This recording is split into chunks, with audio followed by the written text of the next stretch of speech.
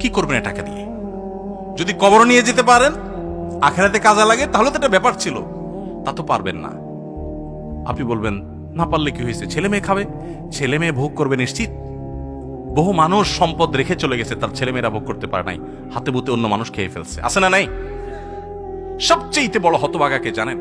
আল্লাহর জমিনে সবচেয়ে বড় দুর্ভাগা, সবচেয়ে বড় বেয়াকুব এবং নির্বোধ মানুষ হলো সে, যে যাদের জন্য চুরি করবে তারাও সে দায় নিবে না। কিয়ামতের দিন ছেলে আয়সা বলবে না, আব্বা চুরিদারি ডাকাতি 2 নম্বরই যা করছেন, ঘুষ সুদ যা খাইছেন আমাদের জন্যই তো খাইছেন, আল্লাহ আমার আব্বারা জাহান্নামে দিয়ে না, আমাদের নিয়ে যান।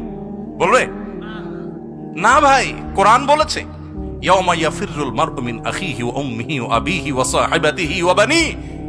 সন্তান বাপকে দেখে মাকে দেখে পালাবে, যে না জানি আজকে কোনো কিছুর জন্য ধরে।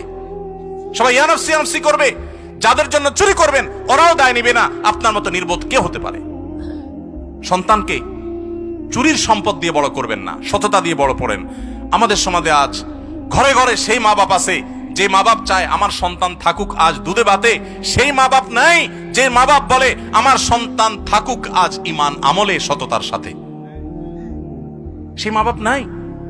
মা বাপ নকল কিনে এনে দেয়, বাবা 2 নম্বরে করে পরীক্ষা দেয়। যেই মা বাপ সততা শিখাবে, সততার সংকল্প করাবে, সেই মা বাপ চুরি শিখাচ্ছে। এজন্য সমাজের রন্ধ্রে রন্ধ্রে, খাঁজে বাজে, কোনা কাঞ্চিতে সর্বত্র দেখবেন চোর আর চোর উৎপাদন হচ্ছে, দুর্নীতিবাজ উৎপাদন হচ্ছে।